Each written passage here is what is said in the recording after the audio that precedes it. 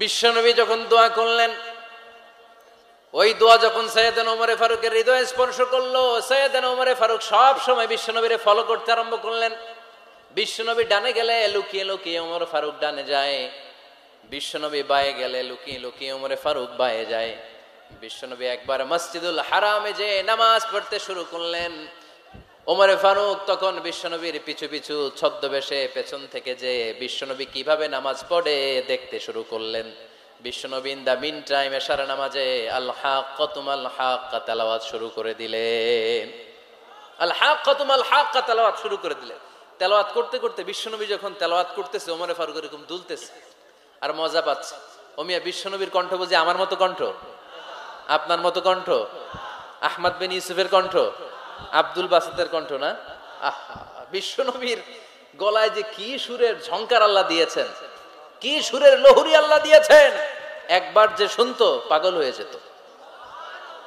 আল্লাহু আকবার। বিশ্বনবী সূরা হাক্কা মন্ত্রমুগ্ধ তেলাওয়াতে, মন্ত্রমুগ্ধ সুর দিয়ে, মন্ত্রমুগ্ধ কণ্ঠ দিয়ে তেলাওয়াত করতে লাগলেন। এশার সালাতে ওমর ফারুক দুলতে লাগলেন। ওমর ফারুক যত শুনেন অবাক হয়ে যায়, যত শুনেন অবাক হয়ে যায়, যতই শুনে অবাক। কিরে? কারণ তিনি আরবি ভাষা বুঝতেন। এত সুন্দর শব্দের গাঁথুনি, এত প্রাঞ্জল বর্ণনা, এত সুন্দর অন্তমিল, এটা কবিতা না হয়ে পারে না।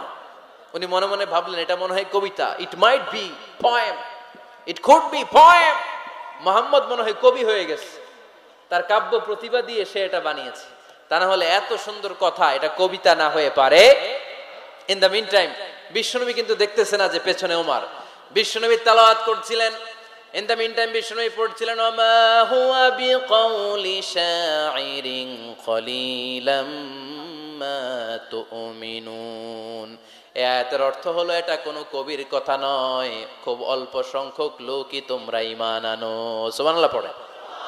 এটাকে বলে কোইনসিডেন্ট। কোইনসিডেন্ট, হুট করে অনেক সময় মিলে যায়। যায় কি যায় না? আপনি একজনের কথা ভাবতেছেন, বাজারে গেলেন, বাজারে যেই দেখেন ওই লোকটা দাঁড়ায় আছে, এরকম হয় কি হয় না? কোইনসিডেন্ট। ওমর ফারুক মনে মনে যেটা ভাবতেছে ওই কথা দিয়ে বিশ্বনবী তেলাওয়াত করতেছে। আল্লাহু আকবার।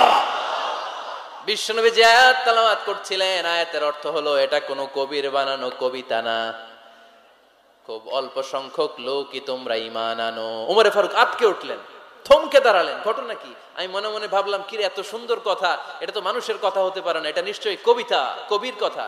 কিন্তু মুহাম্মদ এখন আবার পড়তেছে, ওমা হুয়া বিকাউলি শাইর, এটা কোনো শায়েরের, কবির কথা নয়।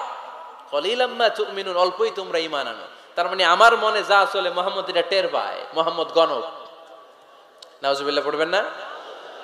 মুহাম্মদ অনেক বড় মাপের একজন গণক।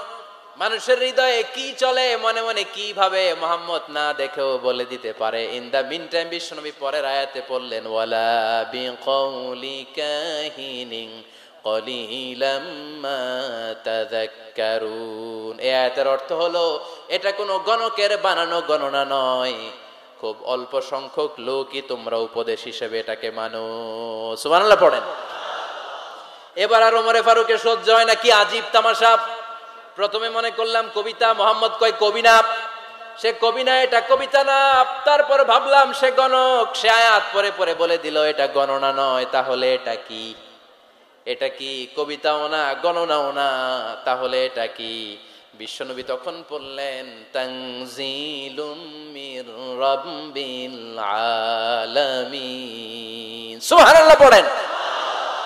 পরের আয়াত ছিল তানজিলুম মির রাব্বিল আলামিন।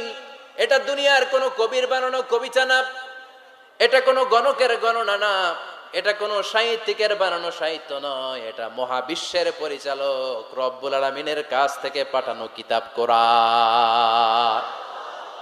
সূরা হাক্কার ধাক্কায় ওমর ফারুক কাইত। প্রথমে ধাক্কাটা লাগলো যে দোয়া। বিশ্বনবী তাহাজ্জুদে কেঁদে দোয়া করলেন, আল্লাহ হয় আবু জাহেলরে দিবা নাইলে ওমররে দিবা। ওই দোয়া ওমর ফারুকের হৃদয়ে ছোঁয়া লেগেছে। এরপর হাক্কা, সূরাতুল হাক্কা দিয়ে দিলে এক ধাক্কা। এই ধাক্কা খেয়ে উথাল পাথাল হৃদয়ের মধ্যে, হায় রে এ কি বাণী, এ কেমন কথা, কে মুহাম্মদ? তারপরও শয়তানের ওয়াসওয়াসা আছে না নাই? আল্লাহ বলে যতই ওয়াসওয়াসা ওমরকে দেয়া হোক, আমি ওমরে ফারুককে এই মুসলিম উম্মতের সেনাপতি বানিয়ে ছাড়বো, আমি সেনাপতি বানাবো। এবার 3 নাম্বার ডোজ। ডাক্তারের কাছে গেলে প্রথমে দেখবেন সিম্পল ডোজ দেয়, নরমাল ওষুধ, এটাতে কাজ না হলে ডোজ বাড়ায়, একেবারে কাজ না হলে অ্যান্টিবায়োটিক মারে, আছে না নাই?